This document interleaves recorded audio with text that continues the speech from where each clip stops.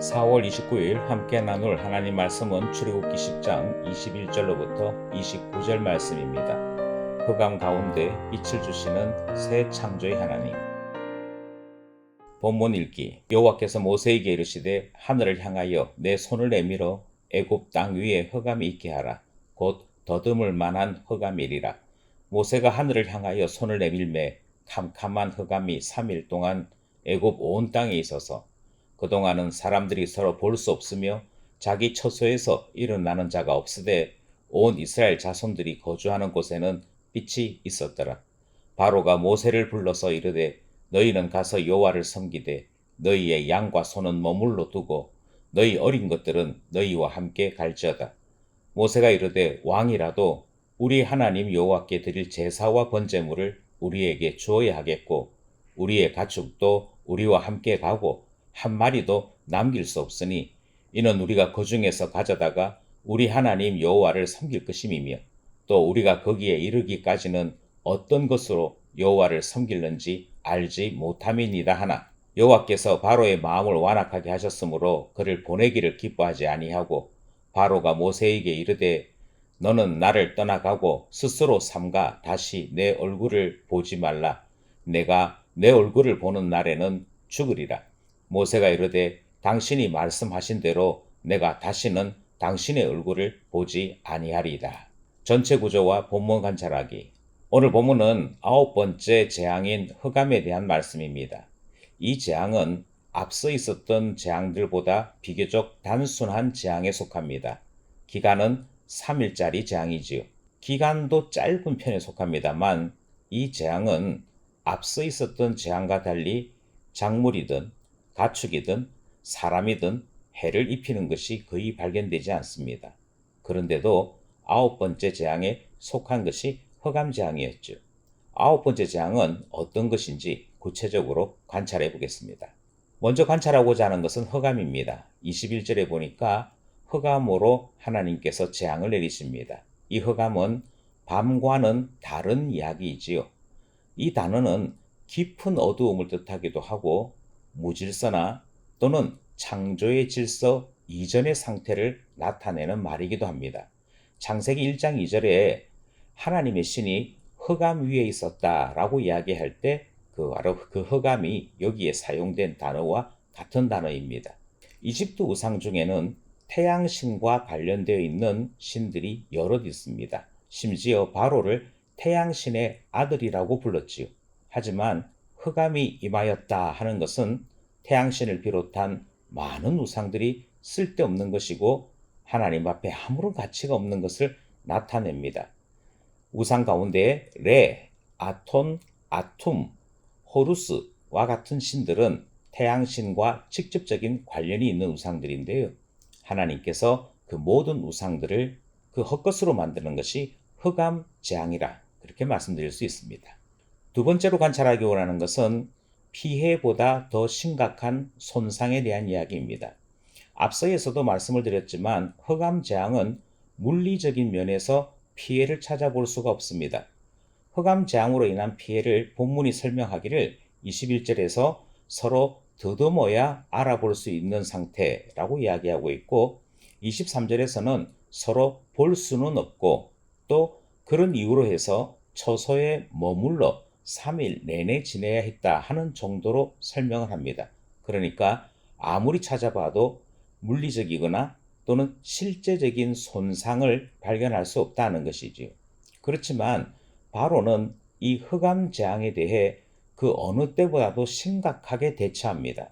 심지어 양과 소를 제외하고 어린아이까지 포함해서 모든 이들이 떠나도 괜찮다라고 허락하는 모습을 보게 되는 것이고 지금까지 양보하지 않았던 것들을 거의 양보하는 입장까지 이르게 되어집니다. 어떤 피해는 심각한 손상보다도 더 심각한 것들이 있더라.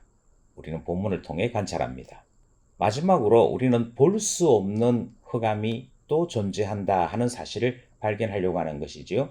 흑암이라고 하는 재앙의 궁극적인 의미는 서로 볼 수 없다라고 하는 것입니다. 이것이 9번째 재앙의 특징이었습니다. 그리고 이 9번째 재앙은 3일 동안 있었고 그 뒤로 거쳐졌습니다. 하지만 바로는 이 재앙이 거쳤음에도 불구하고 보지 못하리라 하는 말을 합니다. 바로가 이렇게 말을 한 것은 그가 재앙으로 인하여 그의 심신이 무척 지쳐 있었음을 알 수 있는 것이기도 하고, 하나님과의 싸움에서 계속 패배함으로 그 자신의 자존감이 떨어진 그런 상태였기에 이런 말을 했다 할 수도 있습니다. 그러나 무엇보다도 바로는 모세와 이스라엘 백성들에게 대한 악한 감정이 있음을 나타낸 것이지요.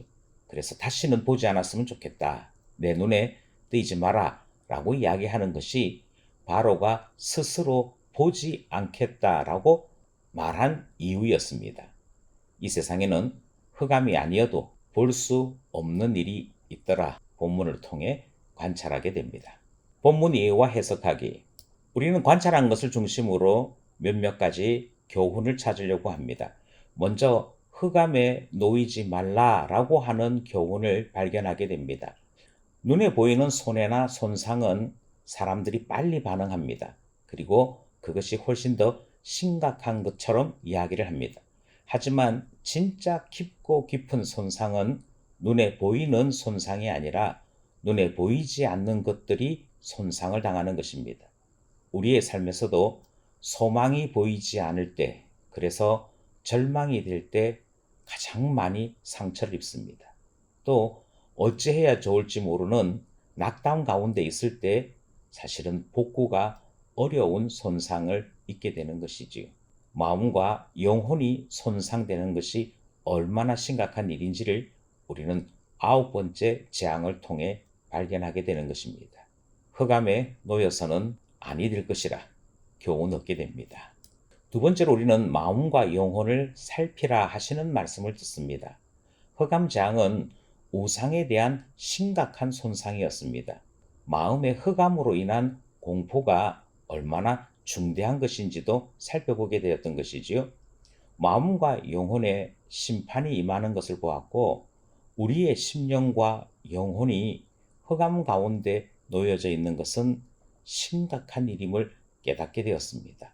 우리의 마음과 영혼은 평안한지 살펴야 할 것이고, 마음과 영혼이 손상받지 않도록 늘 말씀을 통해 회복하는 생활이 중요하다 하는 사실을 깨닫게 되는 것이지요. 마지막으로 우리는 말한 대로 이루시는 하나님을 발견하게 됩니다.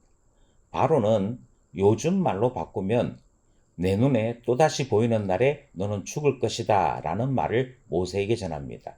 그러자 모세가 하나님의 재앙인 9번째 재앙을 지나 마지막 재앙에 도달했음을 깨닫게 되고, 그러므로 결국 바로는 다시 볼 수 없음을 확신하여 그 말대로 될 것이다 라고 대답하는 것을 보게 되어집니다. 바로는 다시 보지 말자 했는데 하나님은 그 말을 그대로 적용시키십니다. 이후에 바로는 결코 다시 볼 수 있는 존재가 되지 못하고 만 것이지요. 바로 자신이 그 말이 어떻게 일어날는지 알지 못하고 했겠으나 하나님은 그의 말을 기억하사 그의 말대로 이루시는 분이심을 우리는 성경을 통해 확인하게 됩니다. 우리의 흘러가는 말도 귀담아 들으시는 하나님을 발견합니다. 말씀을 따라 이렇게 살아갑시다. 우리는 본문을 통해 3가지 교훈을 얻었습니다. 그리고 이 3가지 교훈을 따라 우리 자신들이 어떻게 말씀 따라 살 것인지를 생각하게 되는 것이지요. 먼저 나에게는 흑암이 없는지 살펴야 할 것입니다. 나의 마음과 나의 영혼에 흑암이 있다면 그것은 결코 빛의 자녀로 부름받은 우리의 삶에 합당한 것이 아닐 것입니다. 예수 그리스도께서 이 땅에 빛으로 오셨고 빛 안에 살아가는 예수 그리스도의 사람이라고 한다면 주님 앞에 내어놓고 그 마음과 영혼에 어두움이 없이 치료되고 회복되어 빛 가운데 살아야 할 것이니 우리는 살펴야 할 것입니다. 나에게는 흑암이 없는가? 둘째로 우리는 우상을 섬기는 애굽 땅에 흑암이 임하는 것을 보았고, 그 흑암 재앙을 통해 마음과 영혼이 손상을 받는 것을 보았습니다. 나의 마음에는 주님이 계신지, 내 영혼에는 성령 충만이 있는지를 다시 한번 확인하게 됩니다. 내 마음에 주님 계셔야 빛이 있는 것이고 내 영혼에 성령 충만함이 있어야 빛 가운데 살아가는 것이 되므로 우리는 이 말씀을 붙잡고 우리의 영혼, 우리의 마음을 점검하게 되는 것이지요. 마지막으로 우리는 말한 대로 이루시는 하나님을 발견했습니다. 그리고 우리는 지금까지 무슨 말을 하고 살아왔는지를 생각하게 되는 것이지요. 내 마음속에 가득한 것이 입으로 나오게 되어 있습니다. 하나님께서 나의 말대로 이루신다면 무엇이 문제가 될는지 생각해야 할 것입니다. 그와 같은 말을 내뱉은 나의 중심, 나의 속을 다시 한번 살펴야 할 것입니다. 내 마음속에 무엇이 가득한지 살펴서 주님의 것으로 바꿀 수 있는 우리 되기를 원하는 것이지요. 오늘도 말씀과 기도로 살아가는 우리 모두가 되기를 소원합니다.